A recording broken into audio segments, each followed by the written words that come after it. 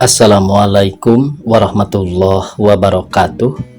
Pemirsa subscriber Dongeng Sunda Mang Cecep Gorobacep anu satiasa tuhu manco di payunan HP-na sewang-sewangan di mana wae ayana. Dina danget ayana urang neraskeun hanca dongeng kajen pisah manan serah bagian ke-15. Ieu yasana Bapak Tatang KS.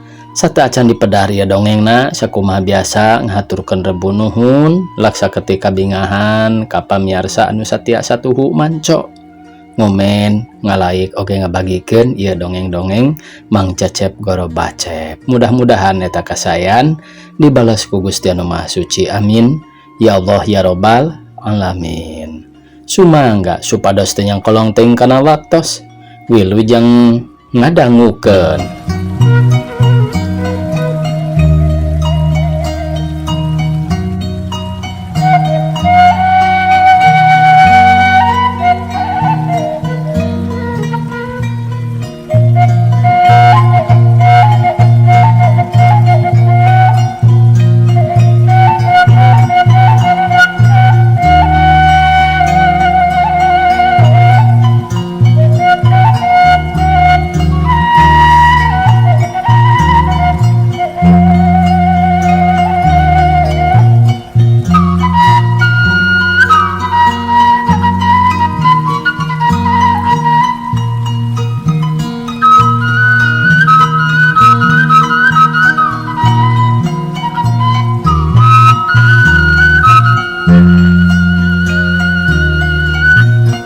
Ulah kitu hulang-hulang tepuguh urus kawas nu pondok harapan soal hirup kadar eta cenah maneh ripuh maneh sangsara dina urusan ngalakukeun perjuangan dasar rea oge sarua bae pada ripuh pada sangsara ari nu kasebut keur ngalakukeun tugas mah kituna deui najan ripuh oge da lain keur kapentingan batur ieu mah estu pikeun ngabela nusa jeung bangsa urang sorangan.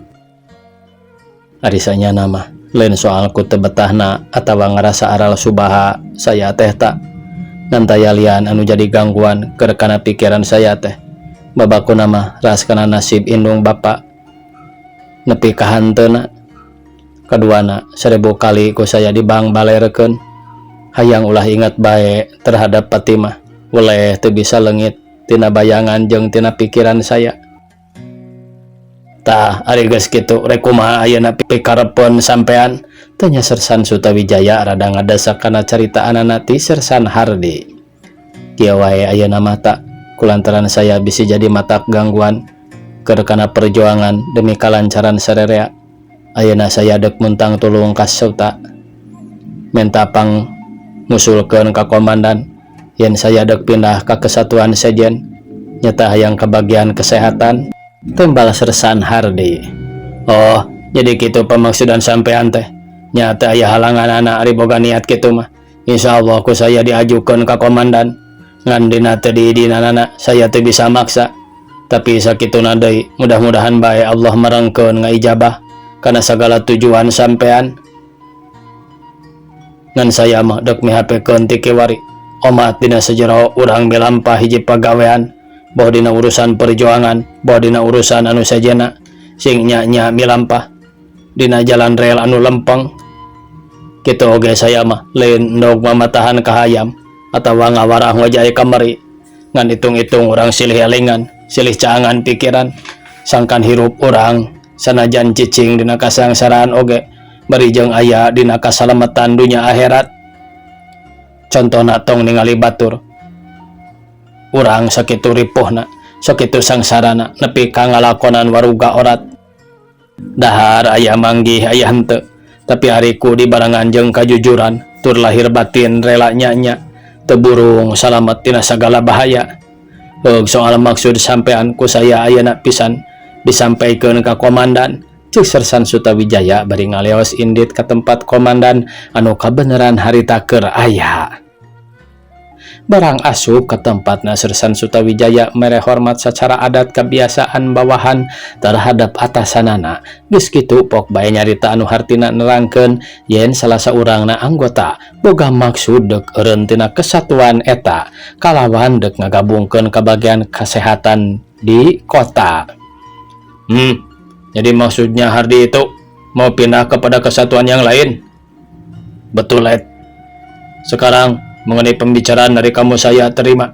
Hanya diminta agar supaya yang berkepentingannya datang ke sini. Siap, Ulur Sersan Sutawijaya. Sikap deui kalawan mere hormat. Geus kitu mundur salengkah terus balik ke bat lempang keluar di tempat komandan. Ya, hari si Hardi kemana euy? Dia mah aya di dieu ting kemana ayeuna mah? Ulur uyeh bari luak liok nempuan Sersan Hardi. Cing, pangneangankeun heula ka ditu sakodong. Ka dieu cek dewek ditungguan di dieu. Buru-buru tong leleda heug penting nakar. Geus kitu mah dadag-dag uyeh hindit setengah lompat neangan Sersan Hardi dipapai ka unggal asrama eueuh. Teu dinya gok papanggih jeung Bang Ehon keur nyaleuhak di tukang mie. Hon, cuk uyeh nanya bari setengah ngageretak. Atuh Bang Ehon anu keur ngahuapkeun mie teh kuat dikaluarkeun deui keur mah panas katambah-tambah aya nu nanya tukangeun. Meh bae mung serat deui. Sok tarajong ado hari si jebleh. Mun ngomong teh lalawunan. Kapanya aho batur keur ngahuap, cuk Bang Ehon bari ngalieu ka tukang dibarengan panon ngadelek. Eta mah nu barang hakana bae, teu jong kira-kira kawas nu kokoro pisan. Mun urang mah heug tiupan heula sing salese tembal uyeh bari gek diuk dina bangku ngarendeng jeung Bang Ehon nu keur ngahuap mie. Dek mie deui maneh teh, yeh. Moal teu boga duit dibere masuk bae kata. Ari sanyana mah kata dewek ka dieu teh. Lain dok ngadon ngemih ngan aya perintah penting. Aya perintah? Aya perintah naon deui euy? Tanya Bang Ehon siga nu kaget. Nya eta dititah neangan Sersan Hardi ku Sersan Sutawijaya. Maneh teu papanggih jeung Sersan Hardi? Teu ingat tuh, da tisuk ge dewek can papanggih jeung irung-irungna acan. Ulin bae meureun da jelema lelengohan ieu. Karasa meureun ku ilaing oge. Lain ku kitu berod. Sok los-los kana urusan banyol ditanya teh. Kawas ditanya ku nu burung bae. Atau dadawek oge mah nya nembalan ditanya ku nu burung mah. Kuriak disebut nu burung jeung nu burung.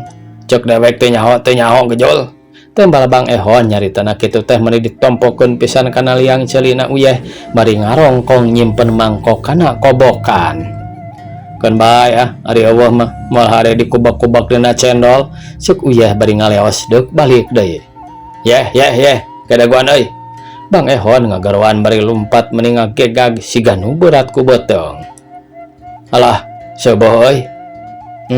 Paduli teuing teu nanyakeun teh sing dewek mah. Eta oge si laing boga duit ti mana euy. Meuni teu sirikna unggal poe ngaraksuk kana jajan teh. Tas ngajual baju sesetel. Bagian anu kamari teh euy. Kumaha pipikiran si Dayut teu pupuguh ngalon ngajual papakean. Keun bae naha ditegor. Tembal Bang Ehon bari mengkol ka asramana. Uyeh terus kebat nyamperkeun ka Sersan Sutawijaya keur ngajanteng di buruan. Teu aya geuningan pa Sersan Hardi teh. Keun bae deges aya. Eta maneh tuluy ka mana meuni ngamplong uyeh. Mohon maksud milarian Sersan Hardi ka jalan namung teu aya nya pendak sareng Ehon nuju ngopi mie. Lajeng ngobrol heula sakedap. Asa diingetan maneh nyebutkeun Bang Ehon ngopi mie teh euy. Nu matak dewek oge hayang mie teh. Dipapantes ku pikir nya lada nya loba cukana segar meureun kana beuteung teh. Nya sami bae abdi ge Pak. Mung bati kemerot bae bieu oge ningali Bang Ehon keur ngemih teh. Lamun sagawewe nu nyiram mah teu matak ngelai manten. Keur guntreng kitu kadenge kelentreng tukang mie nakolan piring maju ka tempat asrama. Tuh geuning tukang mie ka dieu euy, urang meuli yuk. Ari bapa bet kawas dongeng disebatkeun teh tadi oge abdi mah teu nyepeng-nyepeng menyon. Ulah lebaca tur ayeuna kieu piring bagian teh nu dewek cokot hiji anu maneh hiji urang tukerkeun kana mih kuduaan engke urang neangan piring urut heug setorkeun di ka gudang bebejana mah popos bae kitu. Teu loba anu dipikir deui belenyang bae uyeh ka asrama geus kitu ceg nyokot piring beling 2 siki dibawa keluar. Di luar geus nyampak tukang mie dising harapan ku Sersan Sutawijaya. Song piring teh dibikeun ka Sersan Sutawijaya. Mangga Pak, ieu piring teh. Mas, cek Sersan Sutawijaya ka tukang mie. Niki kulo gaduh piring roro, harap dijual, kulo isin. Sampuniku kulo kapengen mie na. Namung boten wonten deui teh. Iki piring wis ditukar bae karo mie. Monggo Pak, monggo. Ular tukang mie anu harita keneh ngawadahan 2 mangkok meni marentung geus kitu mah celebak ngadalahar mie meni siga nu nikmateun nakara anu kabeneran sanggeus beak samangkok sawang teh ditambah setengah atuh beteung Sersan Sutawijaya jeung beteung uyeh meni balu citrok. Eureuleu Sersan Sutawijaya terab harus naker. Alhamdulillahirabbil alamin. Pun hayeuna mah euy najan pake aya opat 5 setelna oge keuna naon disimpen oge mending jual pake ngopi da geus paeh mah mau dipake kalawan teu ngawariskeun cek Sersan Sutawijaya bari ngaleos ngampih ka asrama kulantaran waktu geus nincak kawanci magrib.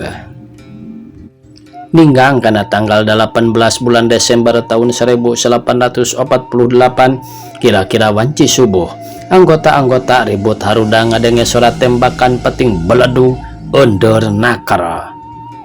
Sudah, cek komandan ngagorowok. Coba semua anggota, siapkan kita mundur dari sini, sebab musuh menghantam kota dari udara. Siap, semua anggota mundur. Sersan Sutawijaya kesit merentahkeun ka sakabeh anggotana sangkan siap sadia melundur ti kota. Barang kalaluar ti asrama ketingali kapal udara Mustang nyerepet di belah kulon kawetan. Pasukan, tiarap semua. Brek anggota-anggota kabeh taliarap kalawan aya oge nu ngagulitikeun maneh kana wahangan atawa nyarumput dina rungkun-rungkun. Bumeh ningali kapal sakitu nyerepetna dibarengan ku ngaluarkeun peluru 12,7.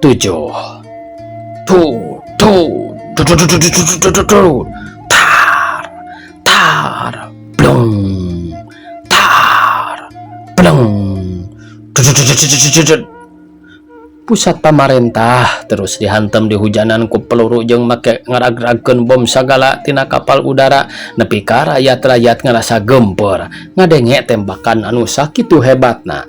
Cek cohagna teh mah saurang oge geus teu aya nu narohkeun kana hirup pasti kana kalorebana teh sanggeus jempe tembakan anu teu lila katingali parasut murudul turun tina kapal bomber meni ngaburusut aya kana ratusna diaping kedua kapal Mustang beri ngahantem-hantemkeun 12,7 na ka handap. Ku ayana serangan musuh ku jalan kalicik kanana terpaksa sakabeh pasukan-pasukan nu aya di pusat pemerintahan dina waktu harita boh ti angkatan daratna boh ti angkatan laut jeung angkatan-angkatan anu sejenna budal ninggalkeun kota Jogja masing-masing tujuanana. Aya nu jadi ka daerah Jawa Barat, aya nu ka daerah sejenna. Tapi sok sanajan kitu pikeun sakabeh angkatan perang RI teu panasaran kaluar ti kota oge kulantaran sebuah ngelawan heula pihak musuh anu dihandap kalawan sabagianana patempatan anu galede di bumi hanguskeun. Dina waktu harita kirawan Cihaneut moyan Sersan Sutawijaya jeung anggota-anggotana meh-mehan teu bisa kaluar ti kota kulantaran kaayaan pihak musuh. Terus mondar-mandir kaditu kadieu teu sirikna heuleut 3 menit mobil patroli mondar-mandir tapi sanajan kaayaan kitu oge berkah pitulungna tinu kawasa teu burung bisa oge kalaluar nyokot jalan kanu suni. Di hiji tempat kira pukul 12 peting pasukan anu dipimpin ku Sersan Sutawijaya arereun kalawan komandan mere perintah kudu menuju ka Jawa Barat make jalan pegunungan Magelang terus menuju ka daerah Wonosobo. Barang tepi ka daerah Magelang Wonosobo dina palebah puncakna gunung katingali pasukan TNI anu sejenna ngeungkeuy mang pirang-pirang.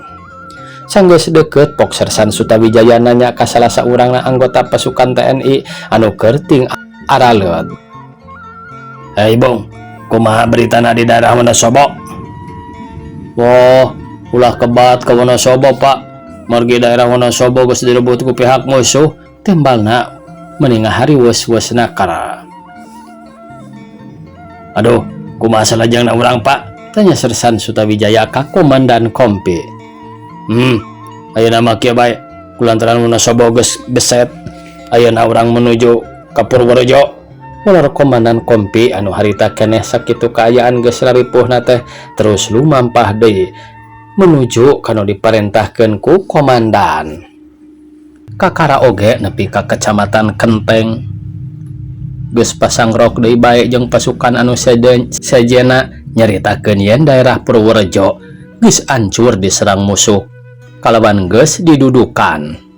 Anu lain dikira batin-batina pasukan dina waktu harita ngerasa bingung nuju ka ditu katutup nuju ka dieu kitu keneh akhirna tuluy ka dalon-dalon mapai-mapai pagunungan anu sakitu rarumpilna jabah mani ngalalung kawing matak pipa weureun akar kawanto poe mani mongkleng ceuk nu bohong teh mah teka ciri curug-curug acan lempang oge teu sirikna silih tungtun apai-apayan maruntang kana akar-akar.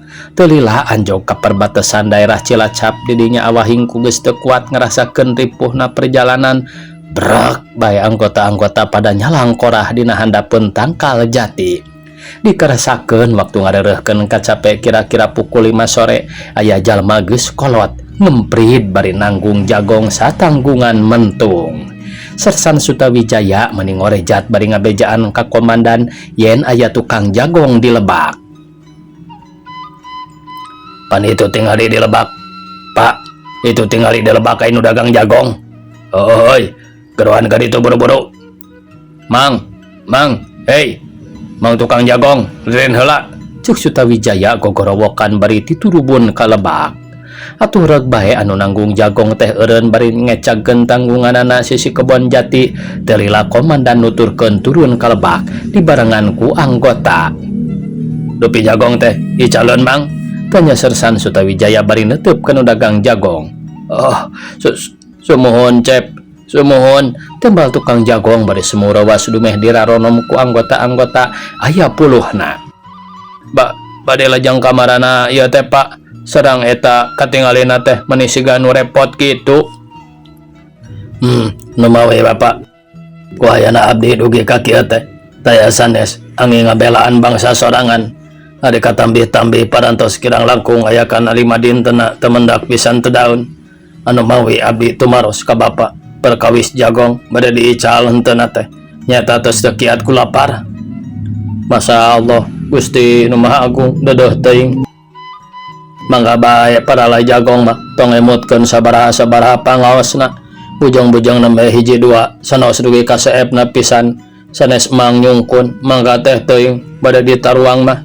Bilih kirang keneh insyaallah Mang bade ngalah deui da caket ieu ka kebonna.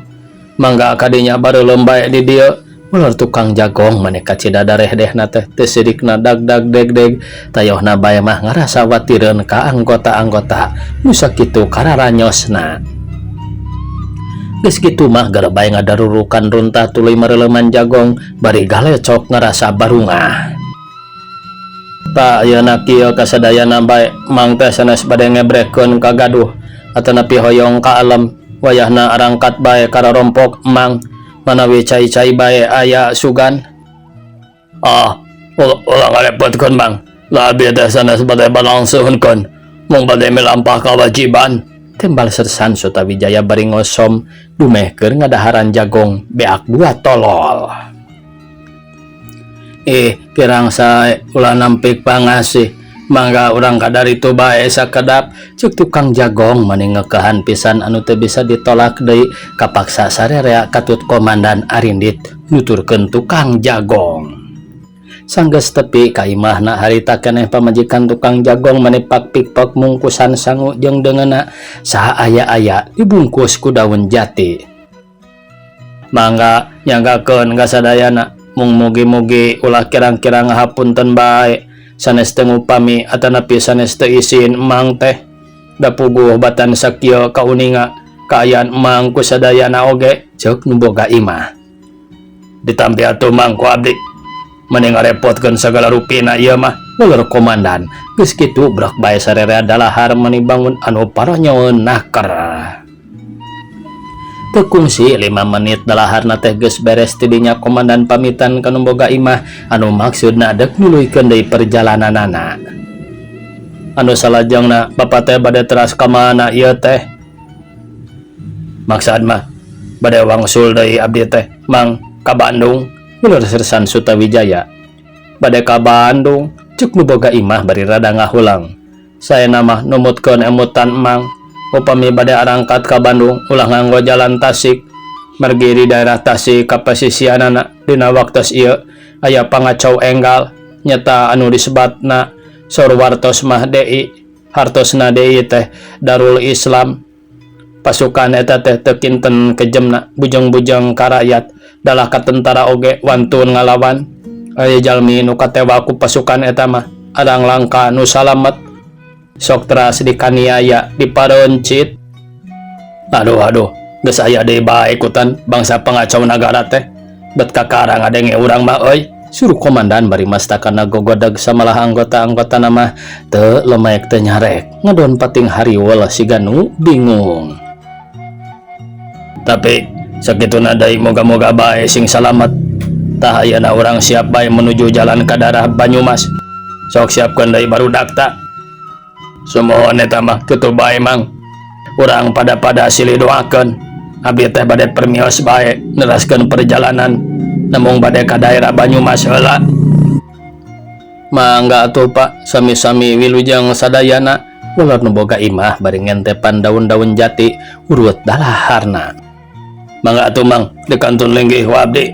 Cek Sersan Sutawijaya bari ngaleos nuturkeun pasukanana arindit deui nuju ka daerah Banyumas bari lempang samodel tadi mapai-mapai wahangan, mipir-mipir pasir turun gunung unggah gunung anu kudu kira-kira nincak kawanci magrib anjog ka hiji tempat katelah daerah dusun Sawangan Cibedug ka bawah daerah Banyumas. Kabeneran datang kadinya teh pasangrok jeung hiji pamimpin KODM nepi ka milu ngarerebna di dinya kalawan eta pamimpin teh atoh nakar anu satuluyna menta bantuan pikeun ngamankeun atawa ngabasmi bangsa culik-culik jalma buangan anu dipangaruhan jeung disenjataan ku pihak musuh. Dina hiji peuting kira-kira pukul 10:30 Sersan Sutawijaya jeung baturna 5an dibere parentah kudu matroli sekitar daerah Cibedug dibarengan ku anggota ti pasukan KODM. Aya kana genepanana pating kurubut kanu barala anu maksudna tayalian deuk numpes culik-culik. Yo, awak siap eureun heula euy sadarea. Cek Sersan Sutawijaya ngaharewos kanu sajana bari brak kabeh tali arab. Aya naon Pak? Uyah ngaharewos bari ngangsur ka hareup ngadeukeutan Sersan Sutawijaya anu jadi pamimpin eta barisan. Cicing tonggoro, itu ilikan aya jelema 5an pating kurubut kanu suni. Marawa senjata sawaleh nama siga marawa bedog dilalagar kitu. Parang siang anu disebut culik jelema buangan teh meureun euy. Wah, pasti culik teh apa? Bejahan batur anu ditukang. Awas siap sadia kaluarkeun peso jeung bayonet untuk ngagunakeun tembakan bisa yang musuh deket. Karayap uyeh tiarap lalaunan nyamperkeun batur-baturna anu ditarukang kabeh diharewosan sangkan siap sadia ngaluarkeun peso jeung bayonet anu maksudna deuk ngayakeun gerilya. Teu sakumaha lila sanggeus uyeh ngaharewosan baturna tibalah kaler ungkuy-ungkuyan jelema tiluan nyaroren bedog ngaliwatan kana lebah barisan Sersan Sutawijaya anu keur siap sadia. Sanggeus jalma anu tilu nonggong Sersan Sutawijaya kesit ngacungkeun curugna dina siraheunana anu maksudna mere isarah sangkan eta jalma anu tilu di pariheulaan ku ti urang. Rikat uyah jeung baturna duaan deui ngakabrug jalma anu tilu di bongohan tukanganana ditarikem ku peso balati. Ngan aya salah saurangna anu ditikem ku uyah kuat ngalawan make wani ngalawan. Nepi ka uyah galungan papukat silih hompet silih tekuk beheung geus gorentel ka ditu gorentel ka dieu. Uyah aya di handap rikat ngadanghakeun beungeut musuh nepi ka ngakulitik malik nindihan. Hantam ku uyah diperak-pak beungeutna ku pereup kulantaran dek nggunakeun peso oge teu bisa lantaran pesona kaaclengkeun. Baturna anu sejen ngadekeng bisi musuh anu sejena datang deui waktu uyeh marakpak ninggangan beungeut musuh. Pinter suku musuhna teh dikaelkeun kana beung uyeh atuh curaliet bae uyeh ngacuraliet. Jadi katindihan aya di handap. Tekanyahoan musuhna ngahembatkeun pesona maneh kari 11 pisan tapi kaburu kareret ku Bang Ehon yen uyeh aya dina bahaya. Ngan karayap bae Bang Ehon tiarap bari ngekeuweuk peso belati ngadeukeutan jalma jahat keun nindihan awak uyeh. Barang dek beles pisan uyeh ditikem kaburu dipiheulan ku Bang Ehon tonggong jalma jahat teh sakaligus ditikem nepi ka kuat melenting ka tukang. "Hah? Sia, ada rasanya," cek Bang Ehon. Bari mencolongkan awak musuhna anu keur ngajurah roh teu wala kaya deui ajal sapada harita. Geus katingali musuhna paeh mah gancang uyeh tiarap deui nyampeurkeun ka Sersan Sutawijaya bari ngarampaan pesona anu kabeneran kapanggih deui. "Aduh, hampir ajal Pak, lamun teu kaburu si batakok nulungan mah," ceuk uyeh bari ambak kanana maneh ngahegak kawan tutas galungan sakitu rongkahna kuat ka bajuna oge rarangsak. "Magas, cicing tong ngomong, awaskeun itu kabelah wetan, siga aya keneh limaan deui." "Alah, nya bae Pak, sigana gerilya bener-bener aya nama urang teh." "Bejaan deui buru-buru batur itu tuh, geus kadarieu," cek Sersan Sutawijaya bari taki-taki kulantaran ningali culik-culik geus deukeut pisan. Sakadar kahalangan ku dapuran awi wungkul. Kasit uyeh tiarap deui ngabejaan batur-baturna bari manehna geus siap sedia nunggu datangna musuh. Bari panon ditujukeun ka jalma jahat keur pating surung kuy tina rungkun. Beuki lila asa beuki deukeut anu teu kanyahoan deui salah saurang jalma jahat nincak kana tonggong anggota ti pasukan KODM. Atuh curalit plug jalma jahat teh ti bobot geus kitu mah teu aya antara deui darbai jogol silih totogeun silih suduku peso maneh pating kurilap kasinaran ku cahya bulan reyem-reyem. Sersan Sutawijaya teu eleh pelit teu eleh rikat waktu musuh ngahembatkeun bedogna rikat dongko bari dibarengan kuda-kuda nyolodor ka hareup dengan katuhu anu dipake nyakel peso belati teh asup kana kadut musuh. Plus keburu musuh anu dilawan ku Sersan Sutawijaya teh nyuksruk kana taneuh bari beuteungna gudawang. Tidinya malih kakenca katingali Bang Ehon keur dicekek ku musuh. Gentak Sersan Sutawijaya muru sakaligus jalma anu nyakek beheung Bang Ehon teh dipiheulaan tonggongna. Plus kuditik saurang deui ajal. Geus kitu ngareret ka uyeh jeung ka koswara masih keneh galungan papukat silih cekek anu teu dipikir deui. Bang Ehon ngarayap ngadeuketan ngan teu kanyahoan ti gigir aya musuh ngarontok. Dar deui Bang Ehon galungan. Keur kitu ngolongkong koswara ngadeuketan anu sejenna keur galungan dilebak. Gabruk toba. "Pak," ceuk uyeh ka kararong heap teu lebak nyampeurkeun ka Sersan Sutawijaya. "Beres sadayana ayeuna mah Pak, mung hampir bae abdi kapalingan eleh rikat." Syukur bae ari salamet mah. Ari penyana dewek anu ngagorowok tadi teh silaing kabeunangan. Ari kitu ditinggali ku dewek sing horeng musuh. Ayeuna mah bejaan wae batur-batur leh. Ayo kita urang baralik." Ular Sersan Sutawijaya. "Mangga Pak." Leos uyeh indit deui mapayan batur-baturna anu masih keneh ngadarepong teh saurang-saurang di bejaan diajak baralik ka asrama. Sanggeus anggota karumpul kabeh leos baralik mapai kana jalan musuni bari teu boleh siap sadia. Sajeroning keur kukurubutan teh panon mapating rareret kakenca ka katuhu pamikirna sieun kabongohan ku culik-culik. Kawantu patempatan anu sakitu parwaekna jaba garura wes. Kira wanci bedug sebuah anggota-anggota nu 8 jelema teh geus terepi deui ka asrama nepi ka brahina berang oge teu bisa sare deui terus arapel kalawan ngalakukeun tugas anu sejenna. Sersan Sutawijaya jeung sapada batur-baturna milampa tugas di daerah Cibedug ngabantu pasukan KODM na teh geus aya kana 10 poena. Berang peuting meh teu aya mingena terus-terusan patroli kalawan nyang harepan kakacauan anu dilakukeun ku bangsa culik-culik buangan. Tapi alhamdulillah sajero Sersan Sutawijaya jeung batur-baturna ngalakukeun tugas daerah eta kabeh saralamat. Kalawan bangsa culik-culik teu wararengan deui bergerak terus melabur ka patempatan sejen. Memang nurutkeun dina kekejaman anak culik-culik teh lain heureuy, malah mun hade dibandingkeun jeung bangsa Belanda mah asa leuwih kejam. Bubuhan eta nu jara diculik-culik teh jelema-jelema buangan anu araya di Nusa Kambangan. Benang disebutkeun jelema kitu mah baruas naker.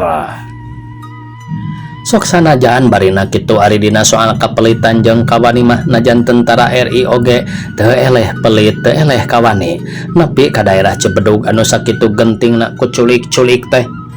Sanggeus diayakeun pembasmian mah berakah daerah eta jadi tentrem deui. Atuh pihak TNI oge dina waktu eta mah rada teu pati ripuh teuing samalah make bisa ngaraso sagala. Waktosna kabujang sae pamiarsa sakitu anu tiasa kapiatur. Wassalamualaikum warahmatullahi wabarakatuh.